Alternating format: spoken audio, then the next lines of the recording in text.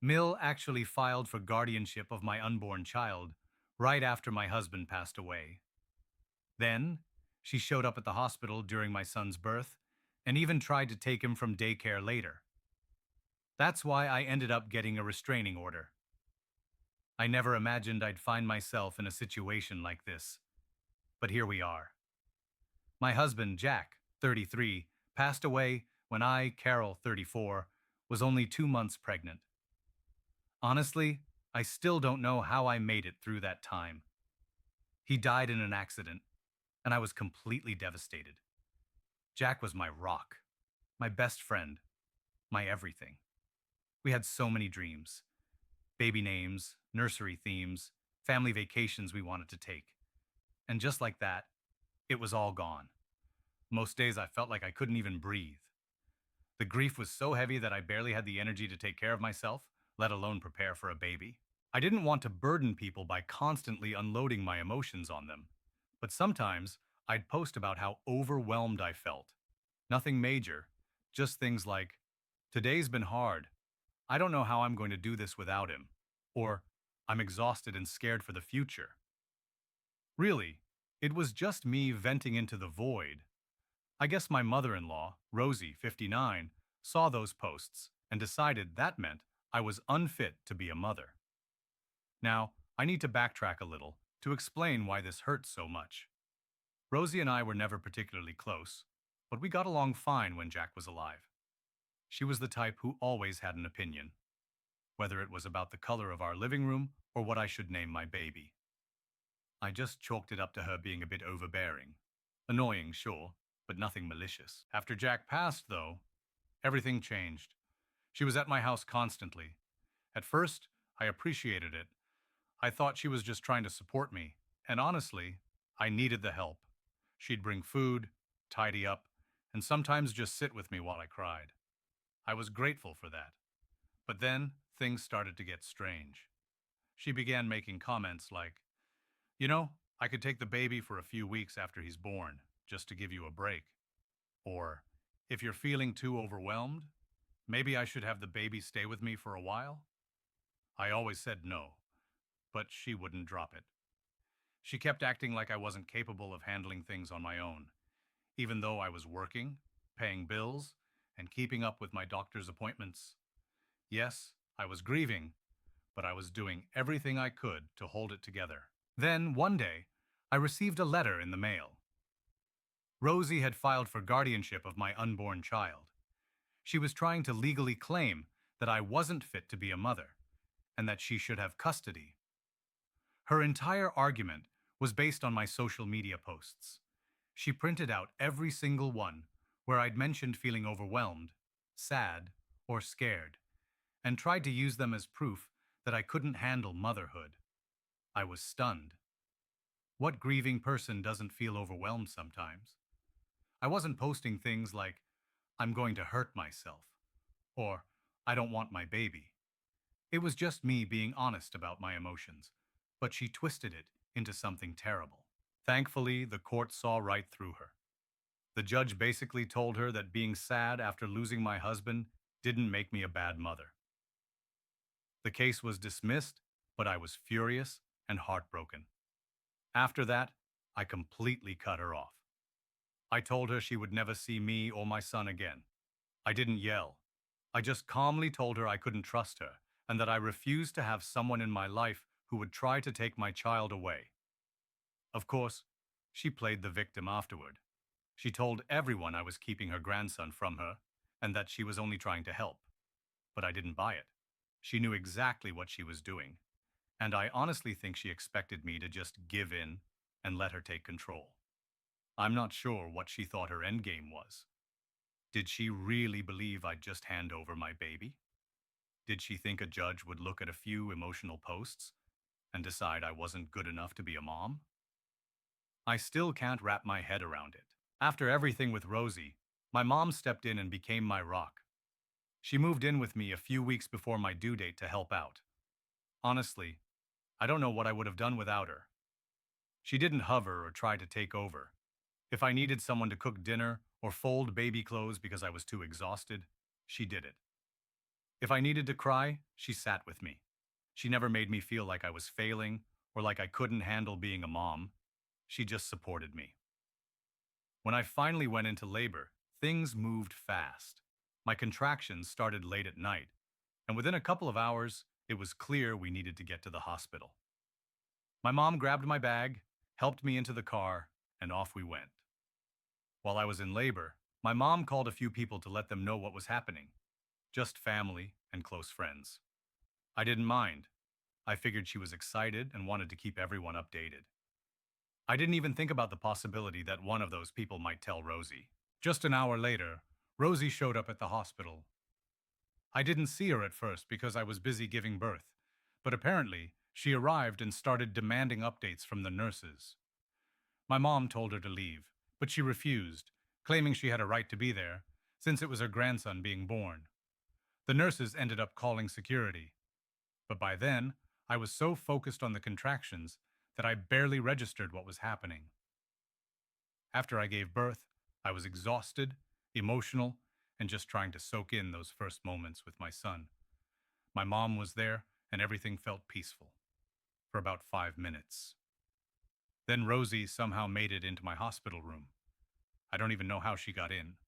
Maybe she snuck past the nurses or convinced someone she was family. But she walked right in like she belonged there.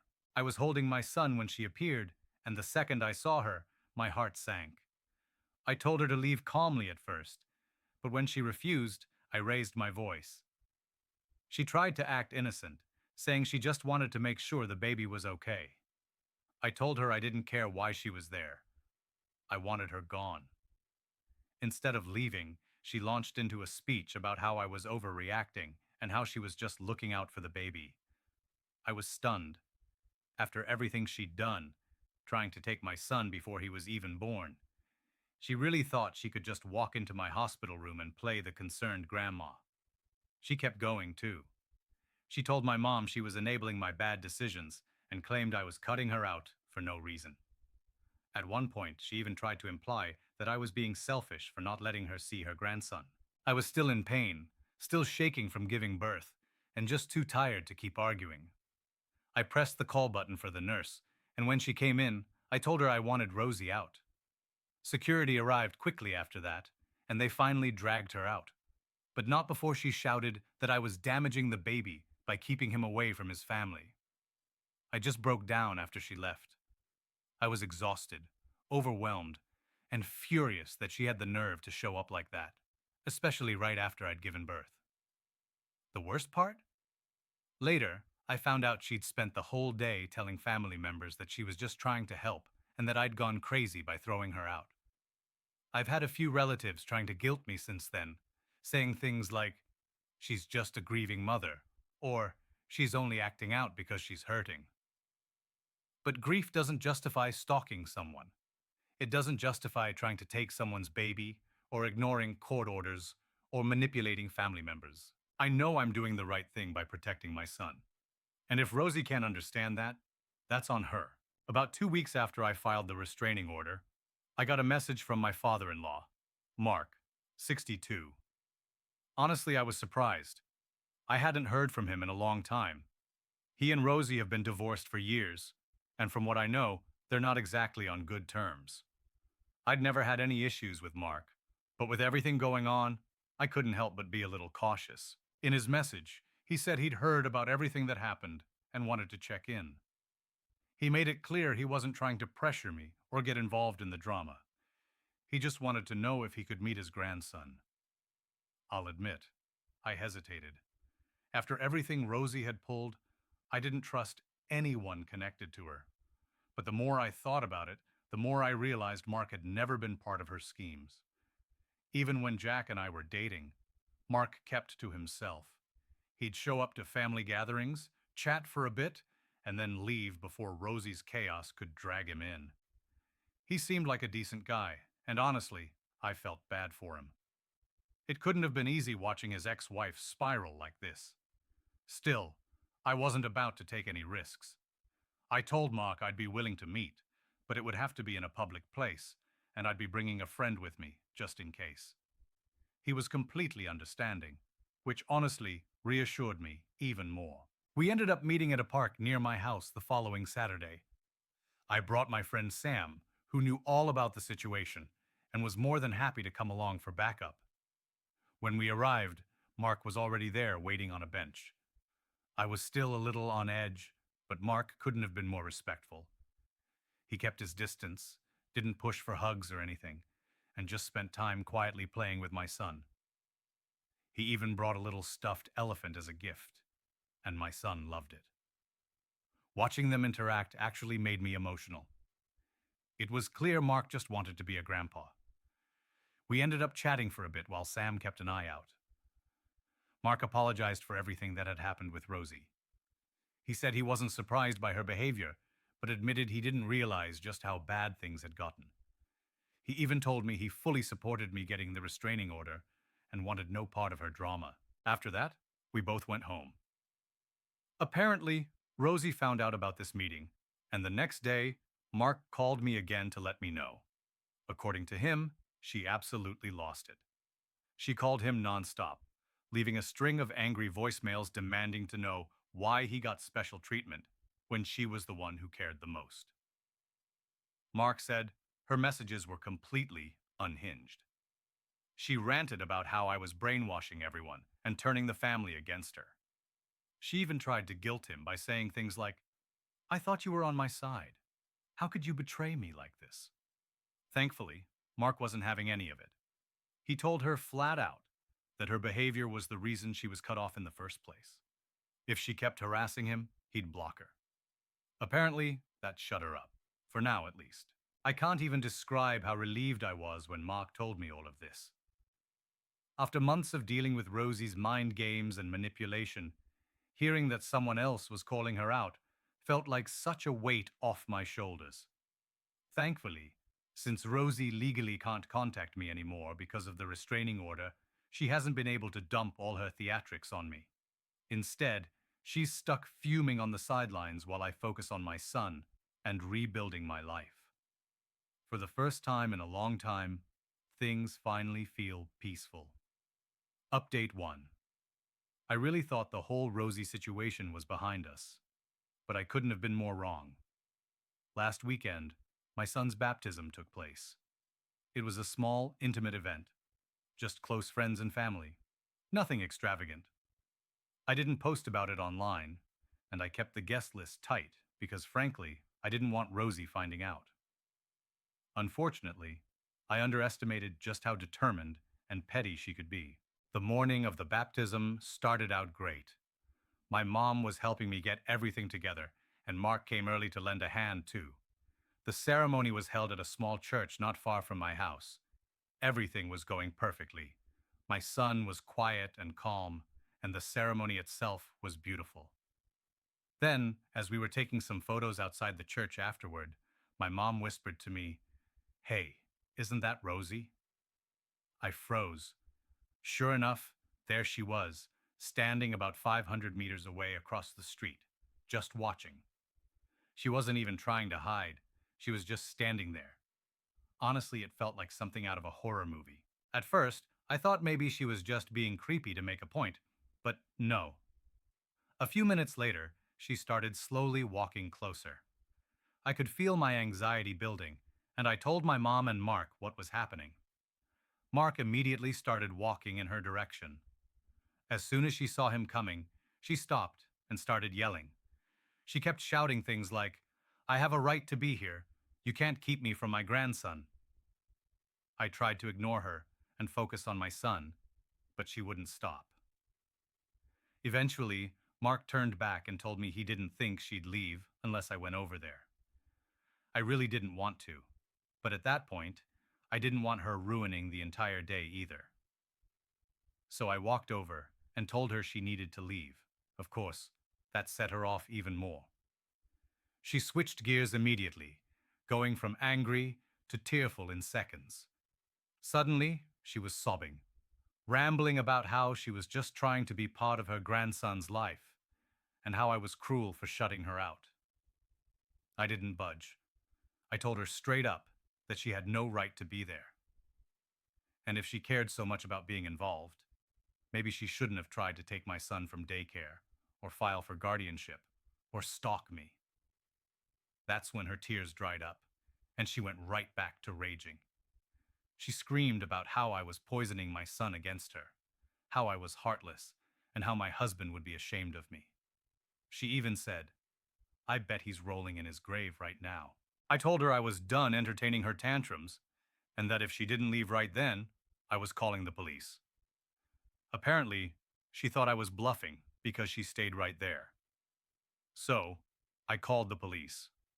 She must have realized I wasn't kidding because she backed away. But instead of leaving, she just stood there, still about 500 meters away, watching like some kind of horror movie villain. When the police arrived, she immediately started playing the victim. She told them she was just standing on public property and wasn't causing trouble. Luckily, the officers were understanding, and once I explained the restraining order situation, they gave her a firm warning. They told her if she showed up near me or my son again, she'd be facing actual charges. She put on this huge dramatic act, saying things like, "I was just trying to see my grandson, and she's punishing me for no reason." Thankfully, the officers didn't buy her sob story, and they made it clear that if she kept pulling stunts like this, there would be consequences. After about 10 minutes of trying to guilt trip everyone in sight, she finally left, muttering about how I was cruel and selfish the whole way. The rest of the day was a blur. I was still shaken, but I tried to push through and focus on my son. My friends and family were amazing. Everyone rallied around me, and Mark spent the rest of the day reassuring me that I'd done the right thing. I don't know what Rosie's endgame is at this point. Does she think acting like a lurking ghost is somehow going to win her back into my life? Does she seriously believe this kind of behavior will make me suddenly trust her with my son? The scary part is, I don't know what she's going to try next. I've already added more cameras around my house, and I've warned my son's daycare again, just in case. I even spoke with my lawyer about the situation, and they've advised me to document everything. If she steps out of line one more time, I won't hesitate to press charges. I really hoped things would get better after the restraining order. But at this point, I know better than to expect her to behave like a rational person. For now, all I can do is stay prepared and keep protecting my son from whatever madness Rosie decides to throw our way next. Update 2. Hi everyone. It's been a few months since my last update, and I'm honestly shocked to say this, but my son's first birthday party actually went smoothly. After everything that's happened with Rosie, I was mentally prepared for some kind of chaos, but thankfully, the day turned out to be really special. I decided early on that I still wanted my son to have a relationship with my husband's side of the family. Well, everyone except Rosie. Despite her insanity, most of Jack's family has been really supportive. Mark has been amazing, and his side of the family never took Rosie's side in her drama. I knew I could trust them. So when I planned my son's first birthday party, I invited everyone from Jack's family, including aunts, uncles, and cousins, except, of course, Rosie. I won't lie, I felt a little anxious sending those invites. Part of me worried that someone would pass along the details to Rosie, or worse, that she'd just show up uninvited. I even considered hiring security at one point, but ultimately, I decided to keep things low-key and trust that the police warning had scared her off. The party itself was wonderful. I kept it simple, a backyard setup with some decorations, snacks, and a little smash cake for my son. Mark showed up early to help, and honestly, he's been such a rock through all of this. My son adores him, and seeing them together really warmed my heart. Jack's aunts and uncles were there too, and they were all so kind. A few of them even brought old photos of Jack as a baby, which made me tear up. I know Jack would have loved that day, but I felt comforted knowing his family was still a part of my son's life. The best part? Rosie never showed up. I kept nervously glancing out the window, half expecting to see her standing across the street like some horror movie villain again. But thankfully, nothing like that happened. For the first time in what felt like forever, I actually relaxed. Of course, because Rosie can't help herself, her name still managed to come up. Towards the end of the party, a couple of Jack's cousins mentioned that Rosie had been ranting to anyone who would listen about how unfair it was that she wasn't invited. Apparently, she's been playing the victim non-stop, acting like I'm some evil mastermind who's plotting to erase her from her grandson's life. One relative said Rosie was claiming I stole her family from her and that I was trying to turn everyone against her. Another cousin said she's just mad because she knows she can't manipulate anyone anymore. Honestly, they're probably right. The police warning must have really rattled her because she didn't even try to crash the party. I don't feel bad about not inviting her.